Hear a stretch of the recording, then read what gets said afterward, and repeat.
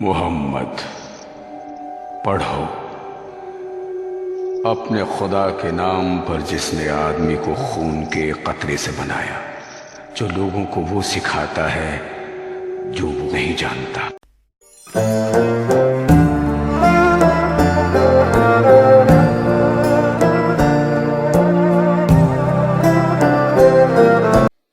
قرآن مجید میں ہے کہ تم وسیلے کے ذریعے مجھے تلاش کرو اور یہ کہ صراط مستقیم پہ چلو۔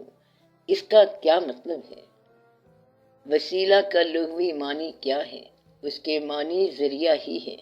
زندگی کو دیکھیں، بات صرف اتنی ہے جو اللہ کریم نے بڑی واضح طور پر ارشاد فرما دی ہے۔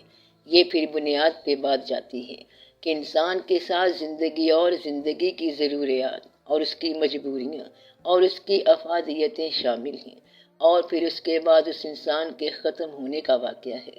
تو انسان کتنی کوشش کر لے گا اور کیا حاصل کر لے گا؟ مقصد یہ ہے کہ آج تک ساری کائنات کے جتنے بھی ذی جان اور ذی الارواح اشیاء یا انسان جو بھی ہیں، سارے مل کر اگر اللہ کی طرف چل پڑیں اور چلتے رہیں، تب انہوں نے کیا حاصل کر لینا ہے؟ کیونکہ یہ بہت لمبے فاصلے ہیں اور دور کا سفر ہے۔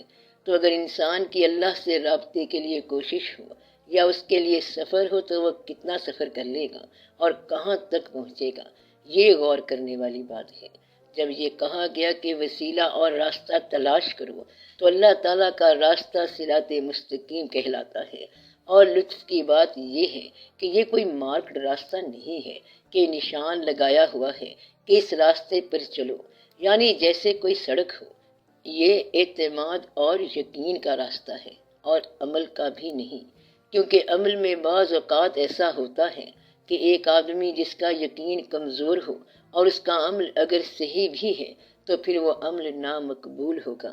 ایسا اکثر ہوا کہ ایک آدمی جو باطنی طور پر اسلام کے خلاف ہے مگر مسلمانوں کی صف میں شامل ہے، ان جیسا عمل کرتا ہے، ان جیسی حرکات کرتا ہے اور مسلمانوں جیسی ساری وابستگی رکھتا ہے، مگر نیت کا ویسا نہیں، تو اسی کا نام ہے منافق۔ منافق وہ ہے جو اسلام کے کیمپ میں رہے اور اسلام کو دل سے پسند نہ کرے۔ منافقین اکثر مل جاتے ہیں، گویا کہ ہر عمل بھی وسیلہ نہیں بنتا اور عمل بھی راستہ نہیں بنتا۔ راستہ جو ہے یہ یقین ہے اور وسیلہ بھی یقین ہے۔ مقصد یہ ہے کہ اگر تو نے کشتی پر سوار ہونا ہو، تم اللہ پر اعتماد کر کے چلتے جاؤ، پھر پار ہو جاؤ گے۔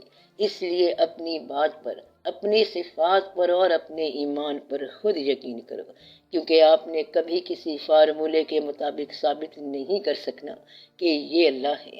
تو اللہ کی لگن جو ہے یہ اللہ کا سفر ہے، لہٰذا آپ اس لگن میں رہو اور اس خیال میں رہو۔ اس سفر میں اللہ کا ثبوت آپ کے پاس کوئی نہیں ہے۔ اس طرح اگر آپ اللہ کا سفر کریں گے تو یہ اچیومنٹ ہوگی، یہ بڑا حاصل ہوگا۔ اللہ کا ثبوت ممکن نہیں ہے۔ اس طرح تو جو پچھلی اچیومنٹ ہے، جو پچھلا حاصل ہے، وہ بھی آپ آگے پیچھے کر بیٹھیں گے۔ تو مدعا یہ ہے کہ اللہ نے یہ فیصلہ فرما دیا کہ آپ اللہ کے راستے پر چلو، سیدھے راستے پر، اور وہ راستہ ہے ان لوگوں کا جو سمجھتے ہیں کہ ان پر اللہ کا انعام ہے، یعنی کہ رحمتیں ہیں۔ کسی انسان پر اس وقت تک رحمت نہیں ہے جب تک وہ یہ نہ سمجھے کہ مجھ پر رحمت ہے۔ مثلاً آپ اندازہ لگائیں کہ ایک آدمی امیر ہے مگر دنیاوی طور پر اپنے تناظر حالات میں پریشان ہے۔ امیر آدمی ہے لیکن پریشان ہے۔ غریب آدمی اسے کہتا ہے کہ تجھے کیا پریشانی ہے؟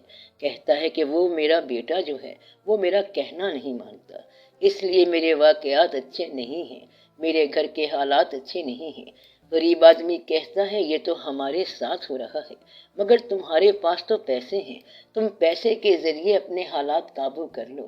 وہ کہتا ہے کہ امیر لوگوں کے بچے بھی کہنا نہیں مانتے، غریبوں کے بھی کہنا نہیں مانتے، تو پھر دولت نے ہمیں کیا دے دیا؟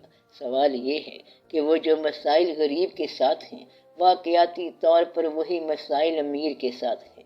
آپ کبھی کسی ڈاکٹر کے پاس جائیں گے تو دیکھیں گے کہ ایک غریب مریض ہے اور اسی بیماری کا مریض ایک امیر آدمی بھی ہے، اور پھر وہ امیر مریض جو ہے وہ علاج کے لیے باہر بھی چلا جائے گا۔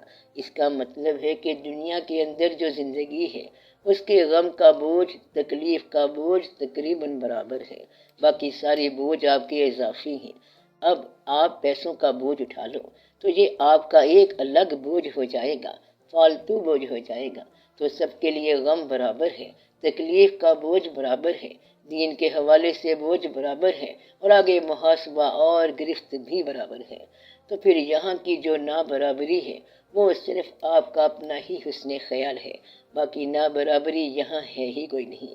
تو اچھا راستہ ان لوگوں کا راستہ ہے جن پر انعام ہے۔ میں کہنا یہ چاہتا ہوں کہ انعام ماننے والے پر ہوتا ہے، اس پر جو انعام کو مانے۔ آپ نے اکثر دیکھا ہوگا کہ لوگ شکایت کرتے رہتے ہیں، درد ہے، آنکھوں میں درد ہے، تکلیف ہے۔ وہ درد تکلیف تو بیان کرتے جا رہے ہیں، مگر آنکھوں کی جو نعمت ہے کیا کبھی اس کا شکریہ بھی ادا کیا؟ شکر والا کہتا ہے بہت ساری بینائی چلی گئی ہے، مگر شکر ہے کہ تھوڑا سا چاند تو نظر آتا ہے۔ اب یہ نعمت ہے تو وہ چاند کو دیکھتا ہے، سورج کو دیکھتا ہے، تو یہ کیا ہے؟ نعمت ہے۔ اور دوسرا جو شکر والا نہیں کہتا ہے کہ میں مشکل میں پھنسا ہوا ہوں، میں ذرا دور سے شکل نہیں پہچان سکتا، تو یہ اس کے لیے ایک الجھن ہے، عذاب ہے۔ گویا کہ ماننے والے کے لیے جو نعمت ہے، نہ ماننے والے کے لیے وہی مصیبت ہے۔ تو اللہ تعالیٰ کا انعام کن لوگوں پر ہوا؟ جنہوں نے اللہ کی دی ہوئی زندگی کو اپنے لیے انعام سمجھا۔ تو صراط مستقیم کیا ہے؟ اپنی اس زندگی کو اللہ کی نعمت سمجھ کے قبول کرنا۔ اس کے علاوہ صراط مستقیم کیا ہے؟ اس کے علاوہ صراط مستقیم کوئی نہیں ہے۔ یہ نہیں کہ کسی کے پیچھے چل پڑو، پہاڑوں میں چلے جاؤ یا دریاؤں میں چلے جاؤ، بلکہ زندگی کو اللہ کی نعمت سمجھ کے بڑے یقین کے ساتھ قبول کر لینا کہ یہ میرے پہ اللہ کا انعام ہے، یہ ہے صراط مستقیم۔ اور انمتا علیہم ہے، یہ تیرے اوپر بھی انعام ہے۔ اب تیرے اوپر کیا انعام ہے؟ اب تم جائزہ لیتے رہو۔ داتا صاحب رحمت اللہ پر کیا انعام ہے؟ داتا صاحب رحمت اللہ کی اصلی زندگی جو ہے وہ یہ تھی کہ انہوں نے اپنا وطن تو چھوڑ دیا، تو گھر نہیں چھوڑتا، شادی بھی انہوں نے نہ ہی کی، بچہ بھی کوئی نہ ہوا، اور وہ پردیس میں کوئی پیسے تو نہیں لے کے آئی تھی۔ وہاں غریب اور غریب الوطنی دونوں ہی ہیں، بلکہ غریب الدیار بھی ہیں۔ اور پھر یہ مشکلات کے پردیس میں یہ الجھن کے کوئی بات مانی کوئی نہ مانی۔ اللہ تو وہیں ان کے اپنے ملک میں بھی اللہ ہے، مگر انہوں نے ایک پیر کو پیر مانا، اور اس پیر نے کیا کام کیا کہ فرمایا تو جا، یہاں غزنی سے نکلتے ہوئے لاہور جا کے ہندوؤں میں تبلیغ کر، گویا کے دشمنوں کے علاقے میں بھیج دیا۔ اب اس کو آپ انعام کہتے ہیں۔ آپ نے یہ داتا صاحب رحمت اللہ دیکھے ہوئے ہیں جن کا سنگ مرمر لگا ہوا ہے، اور وہ داتا صاحب رحمت اللہ جن پر اصلی انعام تھا وہ آپ نے نہیں دیکھے کہ کس مقام سے چل کر کس مقام تک پیدل آئے، گھر بار چھوڑ کر آئے، ماں باپ کو چھوڑ کے آئے، ہر چیز کو چھوڑ کے آئے، ایون وہ پیر جو حکم دینے والا ہے اس کو بھی چھوڑ کے آئے، یعنی جس کے حکم کے نام پر سفر ہو رہا ہے اس کو بھی چھوڑنا پڑا۔ گویا کہ یہ ہے ان پر انعام، اور جب انعام ہو رہا تھا اس وقت ان کی زندگی ویسی ہی تھی جس طرح آپ لوگوں کی ہے۔ ان پر جو انعام آج ہو رہا ہے آپ تو اسے دیکھ رہے ہیں، یعنی آپ آستانے کو داتا صاحب رحمت اللہ سمجھ رہے ہیں، مگر وہ تو بڑی مشکلات میں سے گزرے۔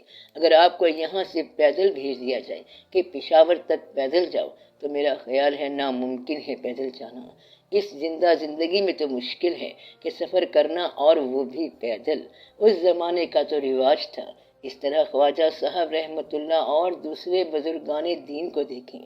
گویا کہ انمتا علیہم کا مطلب یہ ہے کہ جنہوں نے زندگی کو جو اللہ نے انہیں دی ہے اس کا انعام سمجھا، ان کے لیے یہ زندگی صراط مستقیم ہے، اور جن لوگوں نے اللہ کی دی ہوئی زندگی کو غضب سمجھا تو پھر یہ راستہ دین کا نہیں ہے۔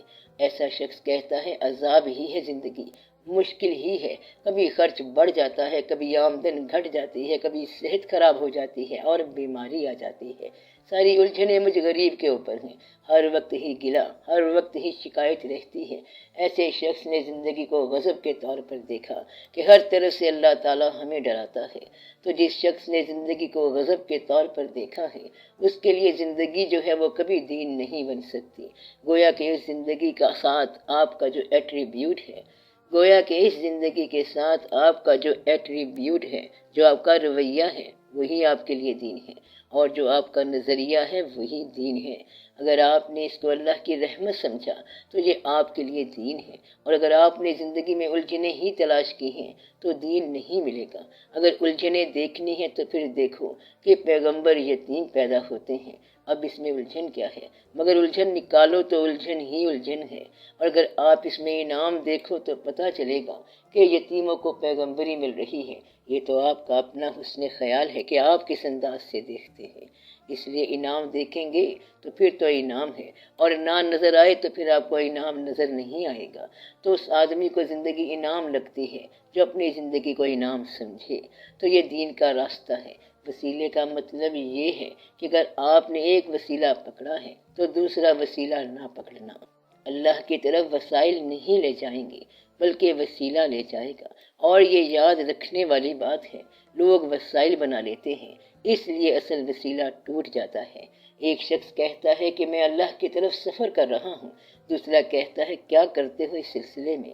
کہتا ہے نماز پڑھتا ہوں۔ وہ کہتا ہے آج آپ نے نماز نہیں پڑھی؟ کہتا ہے نہیں، آج میں قوالی سن رہا ہوں۔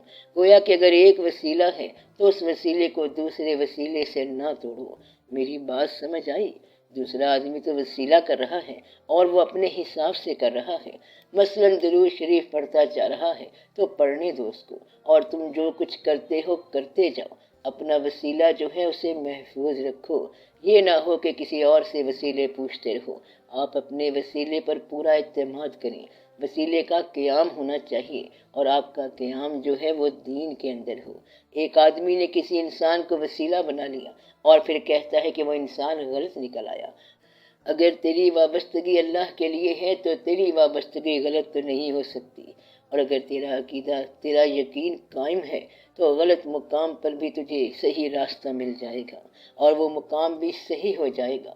مثلا کبھی آپ یہ دیکھو کہ ماں باپ دین میں اولاد سے کم ہیں، یعنی اولاد دینی مدارس میں پڑھ جائے اور ماں باپ نے نہ پڑھا ہو تو ماں باپ کے پاس دینی علم کم ہوگا، لیکن ماں باپ کا مرتبہ ہمیشہ بڑا ہے اور وہ ہمیشہ اولاد کے لیے دعا کریں گے۔ تو مدعا یہ ہے کہ ماں باپ کا ایک ایسا مقام ہے جن کے پاس دینی علم کم ہونے کے باوجود اولاد کے لیے دینی مرتبہ اور منصب قائم رہتا ہے، ہر چند کہ ان کی اولاد دین میں بہت زیادہ علم رکھتی ہو، تو یہ ایک ایسا وسیلہ ہے جو قائم رہتا ہے۔ تو جب آپ کہتے ہو کہ وسیلہ پکڑو تو مطلب یہ ہے کہ آپ اللہ سے کثیر الوسائل رجوع نہ کرو، اللہ کی طرف ایک وسیلہ لے کے آپ چل پڑو۔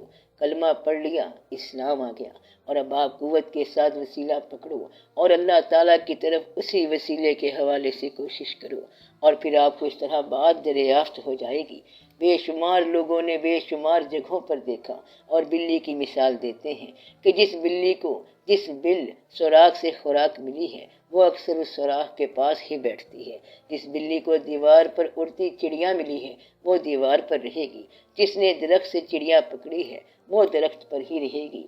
تو جس کو جہاں سے جو ملا ہے وہ وہیں رہ جائے گا۔ گویا کہ ہر چیز اپنے وسیلے کو محفوظ کر رہی ہے۔ وہ مر جائے تب بھی اس کی خوراک وہیں سے حاصل ہوگی، اس کا عقیدہ وہیں رہے گا۔ تو دیوار سے چڑیا پکڑنے والی بلی ساری عمر دیوار پر ہی رہتی ہے۔ تو مدعا یہ ہے کہ جہاں سے آپ کو فضل ملا، فیض ملا، اگر آپ وہاں سے اکھڑ گئے تو پھر آپ کے پاس نہ فضل ہے اور نہ فیض ہے۔ تو مدعا یہ ہے کہ فضل اور فیض استقامت کے علاوہ کسی شے کا نام نہیں ہے۔ تو جس کو آپ فضل کہہ رہے ہیں یا فیض کہہ رہے ہیں، تو جس کو آپ فضل کہہ رہے ہیں یا فیض کہہ رہے ہیں، یہ استقامت ہے۔ ہمارے ہاں رواج ہو گیا ہے کہ لوگ کئی پیر بناتے ہیں، پیر تو ہوتے ہی بادشاہ لوگ ہیں، مگر آپ لوگ جو ہیں ان سے بھی زیادہ بادشاہ ہیں کہ آپ نے بہت سارے پیر پکڑ رکھے ہیں۔ مثلا کہتے ہیں کہ پیر صاحب کے کتنے مرید ہو گئے ہیں؟ بھائی 20,000 ہو گئے ہیں۔ اور آج کل کسی مرید سے پوچھیں کہ بھائی تیرے کتنے پیر ہیں تو وہ کہتا ہے کہ کوئی 20-25 تو ہوں گے ہی۔ ایسا مرید جہاں کسی کا پتہ چلا وہاں چلا گیا، کہیں اور خبر سنی تو وہاں چلا گیا۔ اس سے یہ ہوتا ہے کہ ایسے آدمی کے لیے وسیلہ ٹوٹ جاتا ہے۔ تو مقصد یہ ہے کہ آپ اپنے اعتماد کے اندر قائم رہیں۔ یہ کہنے والی بات نہیں ہے بلکہ صرف سمجھنے والی بات ہے۔ اس وسیلے کو جس کو آپ نے قائم رکھ لیا وہ وسیلہ قائم نہیں ہو سکتا جب تک آپ کو یقین نہ ہو، وہ کبھی قائم نہیں ہو سکے گا، اور اگر وہ قائم ہو گیا تو یہ یقین کی انتہا بن جاتا ہے، وسیلہ ہی یقین بن جاتا ہے۔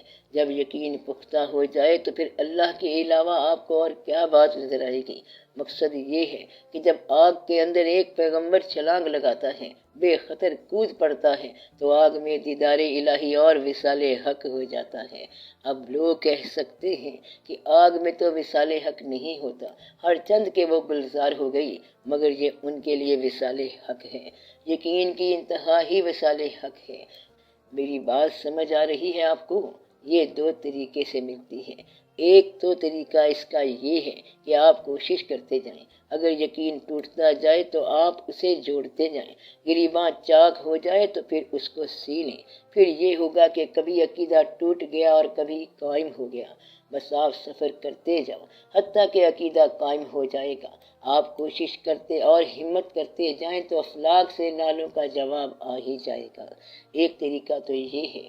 دوسرا اس کا طریقہ یہ ہے کہ یہ آپ کے عمل سے بے نیاز ہے، اور اللہ کی رحمت جو ہے وہ خود تلاش کرتی ہے اور خود شکار کرتی ہے۔ آپ اگر حسن انتظار پیدا کرو تو آپ کے لیے حسن انجام آ جائے گا۔